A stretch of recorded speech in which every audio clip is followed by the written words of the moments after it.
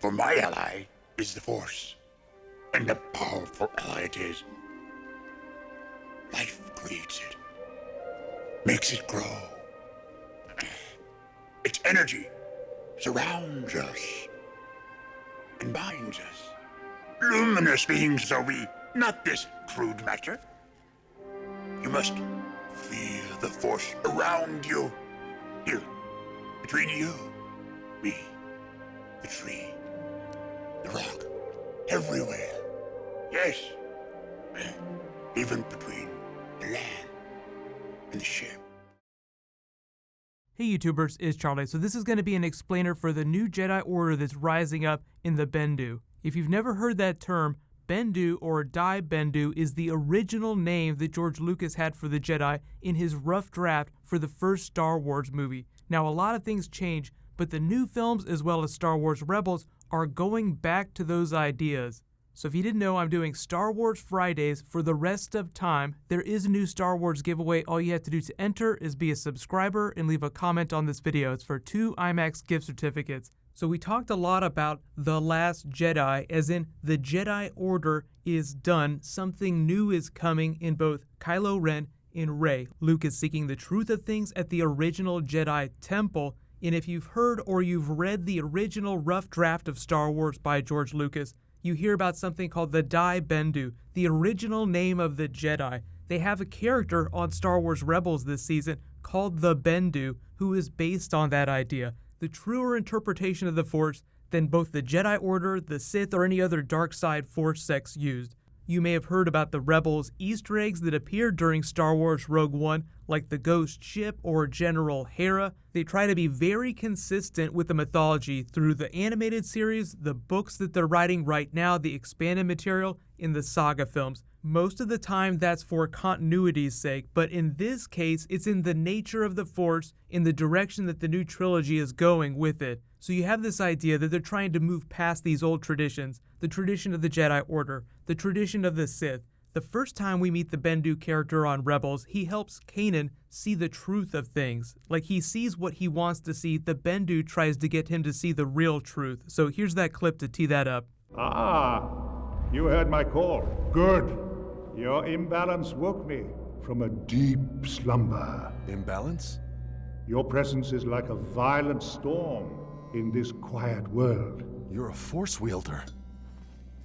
But you're not a Jedi. Wielder?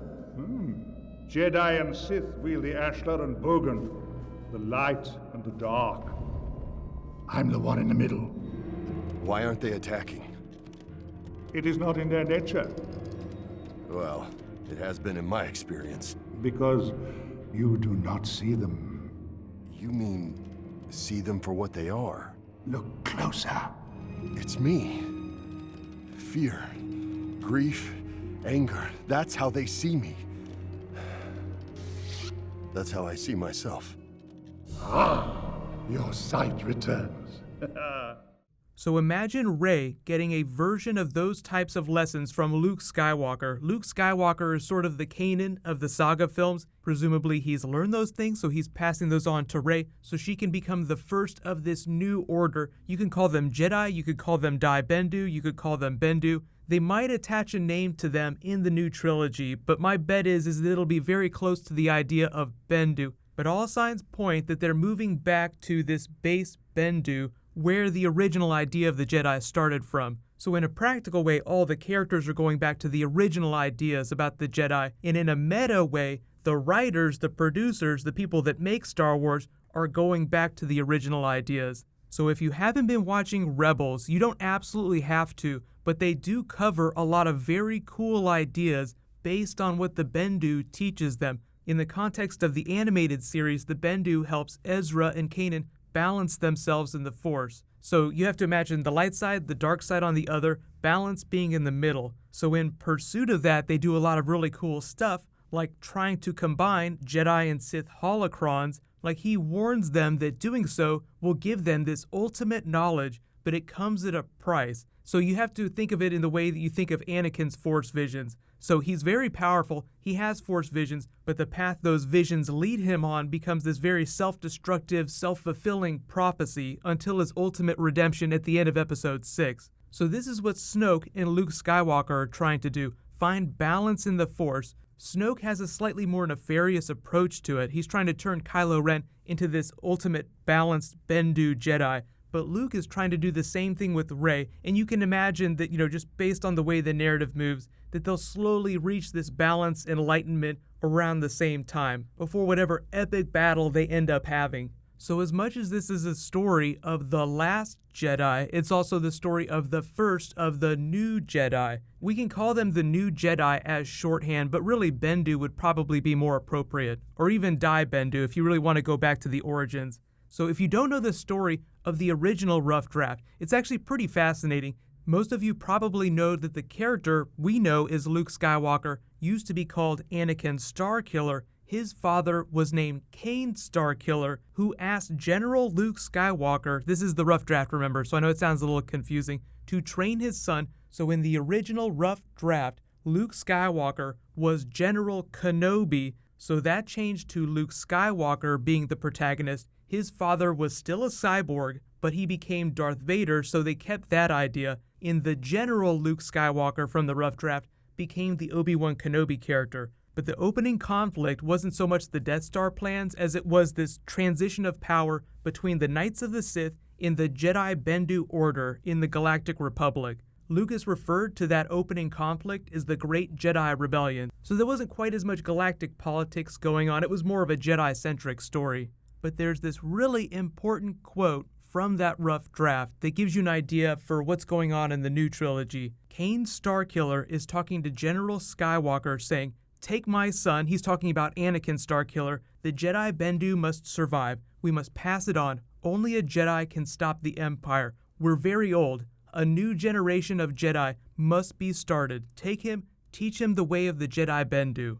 If that idea sounds familiar, it's because during The Force Awakens, when we meet Rey, people like Luke Skywalker, the Jedi, they're just a myth. She doesn't know what it is to be Force sensitive. She's only heard stories about what happened. This is about 30 years after the original trilogy ends, so it's been a long time. In the Empire and the First Order after them basically ran a smear campaign against Luke Skywalker, blaming all of the problems on him. Everything was going great. There was economic prosperity till Luke Skywalker came along and ruined it all for us. So imagine the worst kind of galactic yellow journalism, just smearing him all over the tabloids, so Luke goes to find the true origins of the Jedi while this is going on. So nobody believes in the Jedi anymore. We need a new order to rise up. We don't know exactly how Snoke is going to be training Kylo Ren, but you have to imagine that there's going to be some parity between their lessons. They'll be learning some of the same things from slightly different perspectives. But listen to Obi-Wan's original speech to Luke Skywalker about what the Force is. The Force? The Force is what gives the Jedi his power. It's an energy field created by all living things. It surrounds us and penetrates us. It binds the galaxy together. The important thing to remember here is that Obi-Wan has already learned to create Force ghosts. He's already learned that lesson, so he has a more complete picture of what the Force is. He's not just talking about the light side of the Force. The Force flows through a Jedi, through every living thing, so that's going to be really important for Rey's training, deepening her connection with all living things, with the planet, with the animals, with the rocks, the trees, the way that Yoda talks to Luke about how it just flows through everything. So I don't want to talk too much about rumors from behind the scenes, but there have been some stories from the set that some of her training montage moments will play out in funny ways based on that idea, her trying to attune herself with the nature of that island there and that planet. But let me know in the comments, what do you think about the idea of Kylo Ren and Rey becoming Bendu in the new trilogy as opposed to just being Jedi or Dark Jedi or Sith, or just a more powerful version of the Knights of Ren? The way they explain the Knights of Ren, and I'll do a separate video about this,